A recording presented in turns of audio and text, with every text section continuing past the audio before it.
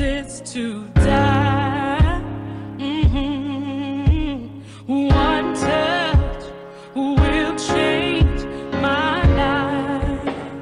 Take me to the King. I don't have much to bring. My heart's torn in pieces. It's my offering. Lay me at the throne.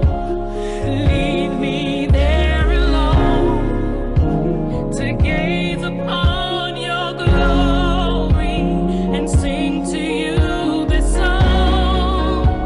Please take me to the King. Truth is, it's time to stop playing these games. We need a word for the people's pain. So Lord, speak right now. Let it pour like rain. Oh yeah, we're desperate. We're chasing after you. Oh, no rules, no religion. I've made my decision to run to you, the healer that I need. Take me to the King. Don't have much to bring. My heart's torn to pieces. It's my offering.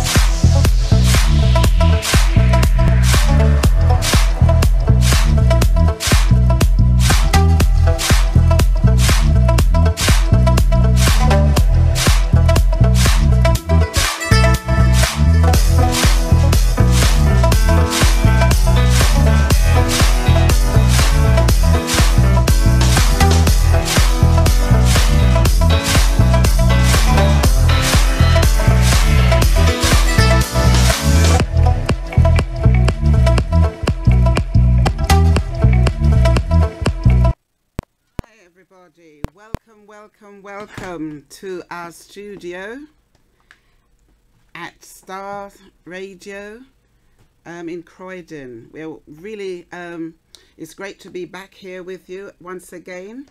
And just say hello, Avis. Avis is with us. Hi everyone. Hi. Well, we're here today where we're going to be talking about a topic that is very, very sort of hot today. Can a Christian be a transgender? And the reason why we are talking about this topic is because in many instances we are reading in the news various reports about, say for instance, only last week one of the well-known department store decided to launch a clothesline that is not gender specific. And then we see in the various media certain things that are happening in the school regarding a child to be able to choose their sex and their identity. So the topic today, I just want you to share with your friends, share with your colleagues, and just let them know that we're on live at Starr Radio. And during the course of the program, if there's anything that you would like to basically talk about, and you feel that you would want to just sort of debate about it, feel free to call us.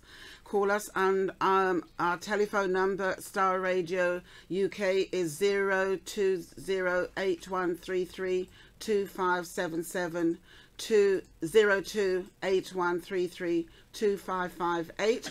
And if you're calling from USA or Canada, you can call us on 01171830327337. So it is a topic that is that I think we are looking to treat with delicacy.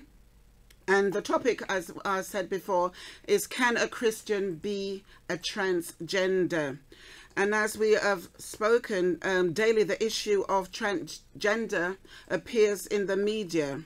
It may be the issue of a person's desire to transit from one sex to another, and how they view are accepted by society can vary.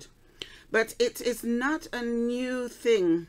It has been around for centuries. It's not really a new topic, but for some reason it seems to be spreading alarm bells into our society now. If we look loosely at the subject, Pluto, Alexander, and Christian leaders like Origen and Gregory of Nyssa promoted the idea of the perfect state of what we call anagnomony, as a human origin. Anagnomony, the human origin. We're going to use that for, we're going to say andro for short. And so what we say, to be an andro is a combination of masculine and feminine characteristic, a female or a male who has a high degree of feminine expressive trait and masculine instrument trait. So when we think about it, many people, in many instances in society as it stands today, do cross-dress. We may not realize that we're cross-dressing, but we are actually cross-dressing. So what we are saying is that gender ambiguity can be found in fashion, gender identity and sexual identity or sexual lifestyle onwards can be found in our fashion statement, certainly the way we dress.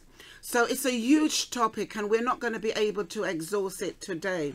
So as I say, for instance, if society as today identify people such as tomboys, female that are wearing trousers, they would be called, in the looser term, a transgender, a very looser term, broadly speaking, although they're not considered to exhibit transgender behavior.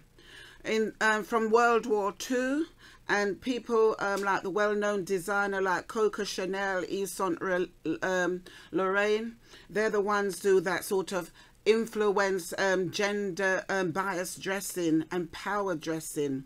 Certainly when we look at the pop culture, people like Elvis Presley that would wear makeup, Mick Jagger, Jimi Hendrix, David Bowie and Grace Jones. Today we look at like Lady Gaga and Jaden Smith. It's all very much what we in terms used to call the unisex look.